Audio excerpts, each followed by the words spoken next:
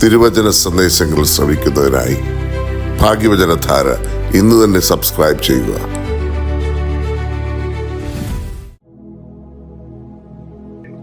ഭാഗ്യവചനധാരയിലേക്ക് ഏവരെയും സ്വാഗതം ചെയ്യുന്നു. ഒരു പൊതു തെരഞ്ഞെടുപ്പിന്റെ വിധി നിർണയത്തിന് ശേഷമുള്ള ദിവസങ്ങളാണല്ലോ ഇത്. ആത്മീയ ജീവിതത്തിലെ തെരഞ്ഞെടുപ്പും സശ്രദ്ധം ചെയ്യേണ്ട ഒന്നാണ് എന്ന ഗൗരവമേറിയ വിഷയത്തെക്കുറിച്ച് വേദശാസ്ത്രപരമായ ഒരു ഉൾക്കാഴ്ച നമുക്കുണ്ടാവണം. ആത്മീയതയുടെ കാഴ്ചപ്പാടിൽ നമ്മുടെ ജനാധിപത്യ പ്രക്രിയയിൽ ഓരോ വോട്ടും നിർണായകമായിരിക്കുന്ന ഈ കാലഘട്ടത്തിൽ തെരഞ്ഞെടുപ്പ് എന്ന വാക്കിന് രാഷ്ട്രീയത്തെക്കാൾ ഉപരിയായി ആഴമേറിയ ഒരു വേദശാസ്ത്ര മാനമുണ്ട്. വിശുദ്ധ വേദപുസ്തകത്തിലെ ഒരു പ്രമുഖ വാക്യത്തെ ആധാരമാക്കി ഈ വിഷയത്തെ ഒന്ന് വിശകലനം ചെയ്യാമെന്ന് കർത്താവിൽ പ്രത്യാശിക്കുകയാണ്. വിശുദ്ധ യോഹന്നാൻ ശ്ലീഹ എഴുതിയ സുവിശേഷം 15-ാം അധ്യായം 16-ാം വാക്യത്തിന്റെ ആദ്യ ഭാഗം, നിങ്ങൾ എന്നെ തിരഞ്ഞെടുത്തു എന്നല്ല, ഞാൻ നിങ്ങളെ തിരഞ്ഞെടുത്തു, നിങ്ങൾ പോയി ഫലം കായ്ക്കേണ്ടതിന്, നിങ്ങളുടെ ഫലം നിലനിൽക്കേണ്ടതിന് നിങ്ങളെ ആക്കി വെച്ചുമിരിക്കുന്നു.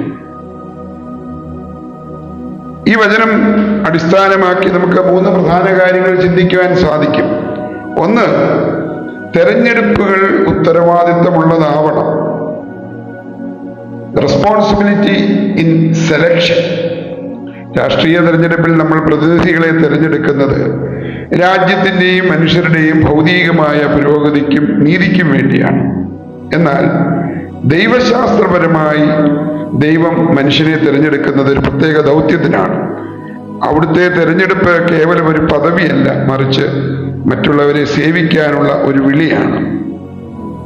ജനാധിപത്യത്തിൽ ഒരു പൗരൻ തന്റെ വിവേകപൂർണമായ വോട്ടിലൂടെ രാജ്യത്തിന്റെ ഭരണാധികാരികളുടെ ഭാവി നിശ്ചയിക്കുന്നത് പോലെ ആത്മീയ തലത്തിൽ നന്മയും തിന്മയും തമ്മിലുള്ള നിരന്തരമായ തെരഞ്ഞെടുപ്പിലാണ് ഓരോ മനുഷ്യനും ഏർപ്പെട്ടിരിക്കുന്നത്. അത് ഉത്തരവാദിത്വമുള്ള ഒരു പ്രക്രിയയാണ്. അതിൽ നന്മയുടെ പക്ഷം ചേരുവാനാണ് ഓരോ ക്രിസ്ത്യാനിയുടെയും തെരഞ്ഞെടുപ്പ് എന്ന് ഓർമ്മയുണ്ടാവണം. രണ്ടാമതായി, നീതിയും ധർമ്മവും പാലിക്കപ്പെടേണ്ടതുണ്ട്. Justice and integrity. രാഷ്ട്രീയ തെരഞ്ഞെടുപ്പുകളിൽ പലപ്പോഴും താൽക്കാലിക ലാഭങ്ങളും വാഗ്ദാനങ്ങളും ഏറെ സ്വാധീനം ചെലുത്താറുണ്ട്.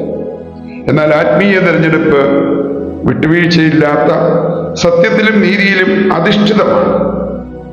ഭരണമെന്നത് ദൈവീകമായ ഒരു ഉത്തരവാദിത്തമാണെന്ന് വേദപുസ്തകം നമ്മെ പഠിപ്പിക്കുന്നുണ്ട്. അധികാരം എന്നത് അടിച്ചമർത്താനില്ല, മറിച്ച് താഴെ തട്ടിലുള്ളവനെ ഉയർത്താനാവണം. തന്നെയാണ് ആത്മീയത. ഒരുവൻ തന്റെ സമ്മതിദാന അവകാശമായ നന്മയെ ഗണ്യമാക്കി വിനിയോഗിക്കുമ്പോൾ അത് ദൈവത്തിന്റെ സൃഷ്ടിയായ പ്രപഞ്ചത്തോടും സഹജീവികളോടുമുള്ള നീതിയുടെ പ്രഖ്യാപനമായി മാറണം. നീതിബോധവും സ്നേഹവായ്പും അതിന് മുഖമുദ്രയായി ഉണ്ടാകേണ്ടതുണ്ട്. മൂന്നാമത്, പരമാധികാരവും വിവേചനാധികാരവും. Sovereignty versus free will. വേദശാസ്ത്രത്തിലെ വലിയൊരു ചർച്ചയാണ് ദൈവീക തെരഞ്ഞെടുപ്പും, അതായത് ഡിവൈൻ ഇലക്ഷനും മനുഷ്യന്റെ സ്വതന്ത്ര ഇച്ഛയും, the free will of man. രാഷ്ട്രീയം നമുക്ക് തിരഞ്ഞെടുക്കാനുള്ള സ്വാതന്ത്ര്യം നൽകുമ്പോൾ ആത്മീയത ആ സ്വാതന്ത്ര്യത്തെ ധാർമ്മികമായി എങ്ങനെ ഉപയോഗിക്കണം എന്ന് പഠിപ്പിക്കുന്നു. നമ്മുടെ രാഷ്ട്രീയ തീരുമാനങ്ങൾ കേവലം വ്യക്തിപരമായ ഇഷ്ടങ്ങളാകാതെ സമൂഹത്തിന്റെ പൊതുവായ നന്മയ്ക്കും ധാർമ്മിക മൂല്യങ്ങൾക്കും വേണ്ടിയുള്ളതാകണം. നമുക്ക് ദൈവം നൽകിയ സ്വാതന്ത്ര്യം അഥവാ ഫ്രീ വിൽ ഏദൻ തോട്ടം മുതൽ തന്നെ നൽകിയിട്ടുള്ളതാണ്. അതാണല്ലോ ദൈവത്തോടൊപ്പമുള്ളപ്പോഴും പാപം ചെയ്യാൻ ആദമിനും ഹവ്വയ്ക്കും വഴിതെളിച്ചത്. എന്നാൽ നമ്മുടെ ഇച്ഛ ദൈവ ഇച്ഛയ്ക്ക് അനുയോജ്യമാക്കുക എന്നതാണ് ഓരോ ക്രിസ്ത്യാനിയുടെയും ധർമ്മം. സത്യസന്ധമായ രാഷ്ട്രീയ തെരഞ്ഞെടുപ്പ് ഒരു വിശ്വാസിയുടെ ആത്മീയ കടമ കൂടെയാണ്.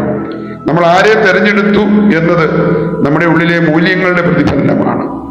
അധികാരം സേവനമാണെന്നും ഓരോ വോട്ടും നീതിക്ക് വേണ്ടിയുള്ളത് ശബ്ദമാണെന്നുമുള്ള ബോധ്യം ഭരണാധികാരികൾക്ക് ഉണ്ടാവട്ടെ.